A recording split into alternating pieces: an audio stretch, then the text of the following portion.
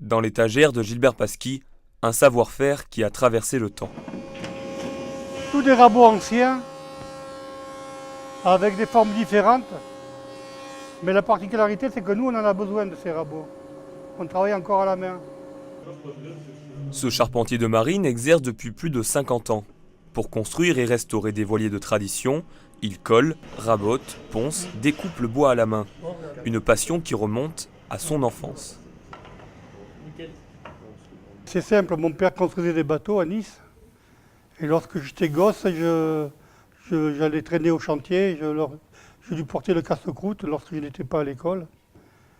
Et je voyais ces bateaux en construction, ça m'a fait rêver tout de suite. Au sein de son petit atelier de Villefranche-sur-Mer, un travail mondialement reconnu. Dans le milieu de la voile de tradition, Gilbert Pasqui s'est bâti une solide réputation sur les mers du globe.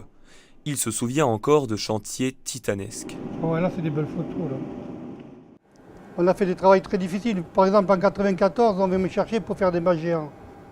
Je n'avais jamais fait des grands mâts énormes. Et donc, il dit au banco, on fait le travail. Mais il y avait un délai à respecter aussi. On a travaillé 50 mètres cubes de bois, c'est énorme. À 68 ans, ce Niçois d'origine souhaite passer le flambeau à Steve Galliano, son élève depuis plus de 16 ans. Et c'est un savoir-faire qu'on applique vraiment à la lettre.